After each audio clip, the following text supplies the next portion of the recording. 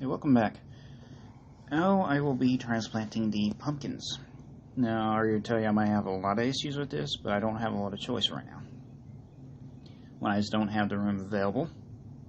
Two, I'm hoping that some of these plants, I wasn't expecting these plants to be as good or as plentiful as they are now. So what I'm going to do is get these in the ground. It's going to be tight. I'm going to have issues. Normally you would plant a pumpkin vine on a 3-foot hill, and you would have like a 3-foot space, have another pumpkin vine, rinse and repeat to a long furrow. Problem is I don't have that real estate. So now I'm just selecting the pumpkins, finding a spot to put them in. You can see, if you pause the video, you can actually see where I put the mini pumpkins. Those I can actually grow vertically. Now the one thing I do have going for myself is this garden, especially this part of the garden that I'm planting. I've never put pumpkins in, so that's going to allow me to get away with a little more. Now I will have to control the growth. I will do a lot of management on this, but this is part of the challenge. But when I pull these plants out of the pots, you'll see exactly what I mean. But they are looking very good, though.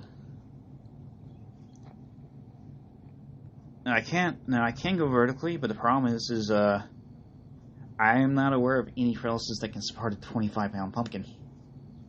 There is one. Let me know.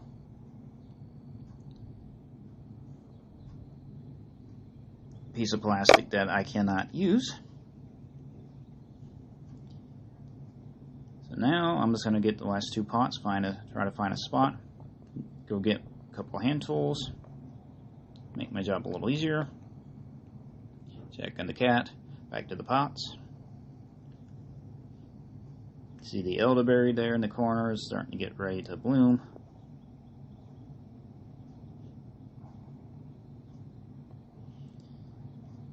Get these in the ground. So I expect many a challenge with these. Be something to look forward to.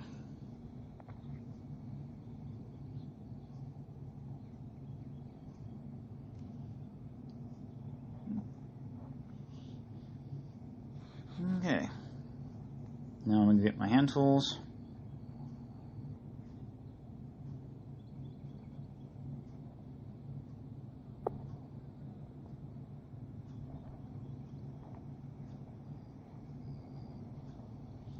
You see the cat's wanting to take an afternoon nap.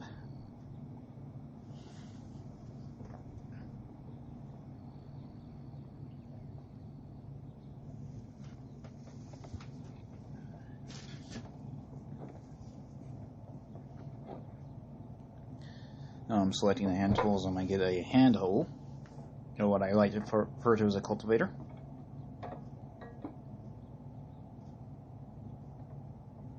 You see I'm slowly cleaning up the mess in there, kind of like making it a little less chaotic.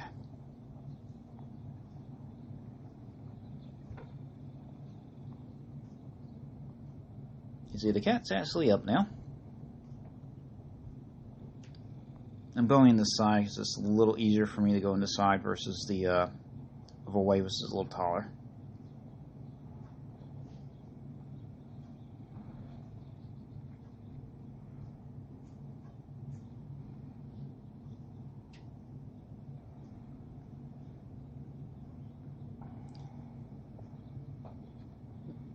Now I'm going to take a break here. I'll be back in a couple seconds.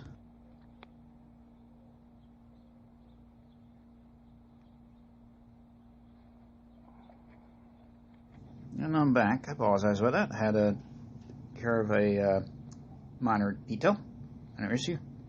Now what I'm doing is scraping the debris from the surface. I'm going to try to make a mount.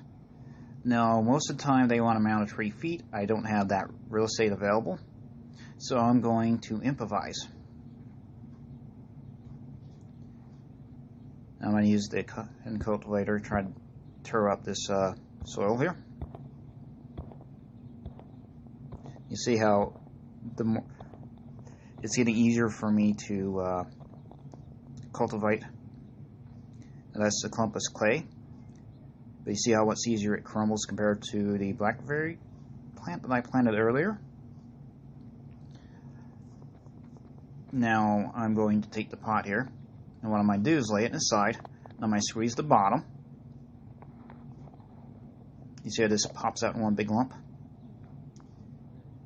Now, you don't really see a lot of the roots there, but those roots that were starting to penetrate the sidewall. And that's just what I refer to as the part of the dirt or the soil that touches the wall of the pot. And again, this is supposed to be a 3-foot hill. You see, this isn't going to be big enough, but I have a plan to add some material as the dirt settles to mount it up a bit more. Now, some of the rows you can bend a bit. And I didn't actually find a rock in here. I was trying to figure out how I got in there.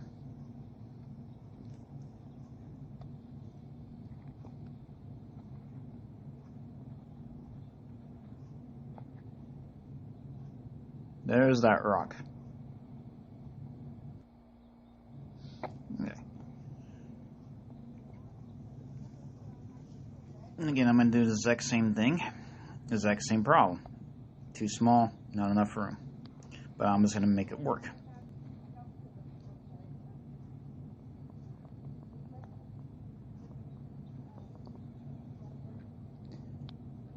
Now I put the labels so that way I know what plant it is. And squeeze the bottom. You see how this comes up in big lumps? Now, yes, this is a good example. You see the roots. You see those little white fibers?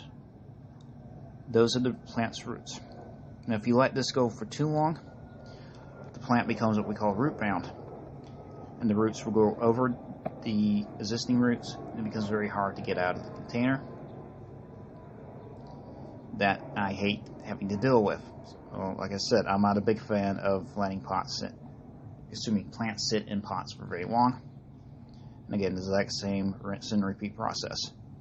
Make a hole, squeeze the pot, pull the plant out, plant in the hole, bury it up. But you see how, here's another good example. You actually see the roots at the very bottom there. All those little white fibers. Now, I'm going to, like I said earlier, I'm going to have to do a lot of management with these plants. Now, I've never attempted something like this, so you have, because I'm learning this like you guys. Now, there's a saying in the gardening world, there's no failures, only experiments. Because you learn one year, you might have a good crop of, say, pumpkins. For you may not get a single pumpkin plant sprout. You just learn, okay, these are the conditions I didn't like. Plant number 3, rinse and repeat. Now that's the plant label. I like to save the labels just to save a little bit of money. I'm actually cleaning these plants debris up. You see those are some crabgrass that's coming in. This is junk that shouldn't be there. This is why I'm not a big fan of rototilling. But my farmer swears by it. Maybe just because I'm the one who actually has taken microbiology, and I understand that destroys what's going on underneath the soil. Again, I'm going to squeeze, pop. You see more little white fibers in the bowl there. I still had a little time with this, but I wanted to get these in the ground today. Have them taken care of. Especially since I have my own vermicompost, and I'm getting ready to do another harvest. So that gives me a little more access to some materials that I normally wouldn't have to be able to support these plants. Normally, I would not even think about planting this much in here, but one, might as well. 2, see what happens. And 3, I do enjoy having a bit of a challenge. Let's see what happens here. Now, I'm going to have to be clearing out some other plants to make room. It happens.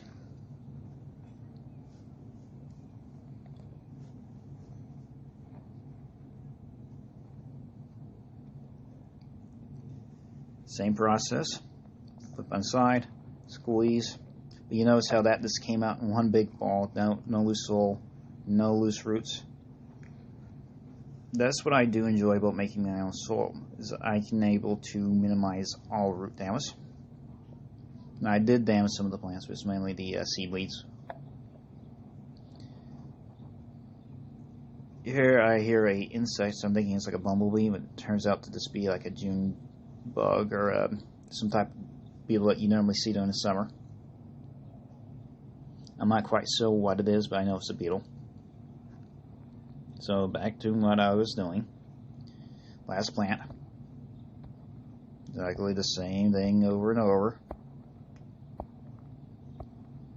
Make a hole.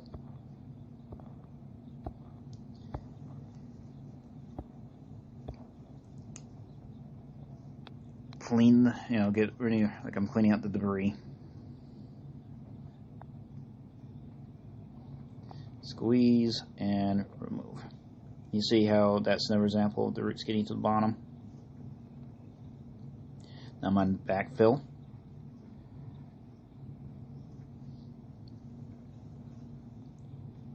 And since I see there's an issue here, what I'm going to do at the end is I'm gently going to pat this down into the soil level.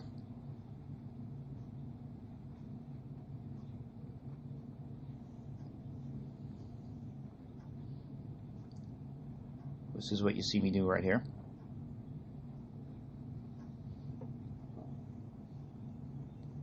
And what I'm going to do is get my hand tools, clean up make sure I have my own pots together, because I do not like chasing a lone pot. Then I'm going to add some vermicompost, in my case worm castings. I guess this will be what you can consider worm castings. And also retrieve that rock before I forget about it and hit it with the lawnmower, which would be bad.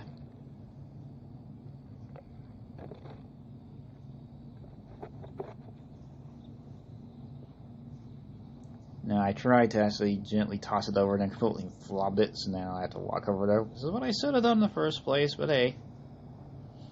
The things you do not to break a window.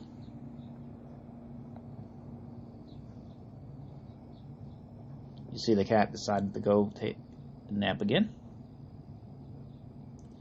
This is where I'm going to add my worm castings. You see, when I first started with the pumpkins, that was a full container, and you see how it's half full. And if I were to buy a bag of that, let's say I buy a 3-pound bag, last time I checked, it was about $15. So at $5 a pound, that's a bit more premium. But this is black gold for your garden. In other words, think of it: you're taking the compost, increasing the surface area even more. Now it becomes a readily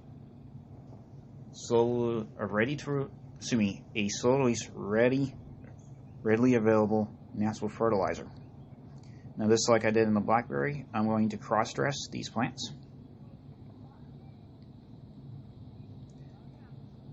Which allows, because the idea is as that permeates the soil, the roots will have access to it. Now because of the spacing issues, I'm going to have to add a lot of this worm things into the garden continuously, because there's going to be a lot of nutrients coming out of this. The second thing is,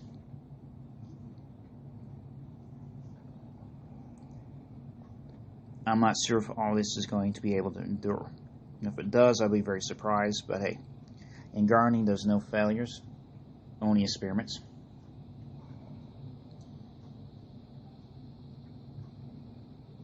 And later, after off camera, I'm going to add some compost to this. Now, they say hills. I've never been a big fan of that, because I always find it to be useless to me. Now, there's going to be other people that swear by the method. It just depends on what you find, what you like better. Now, I much rather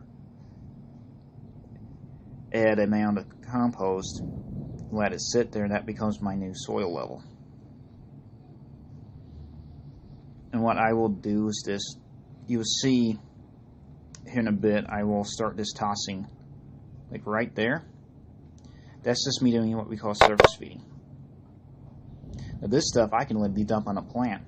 Big mound, that plant's not going to care. It doesn't hurt the plant one bit. Now, that's pretty much the end of the transplanting. I'll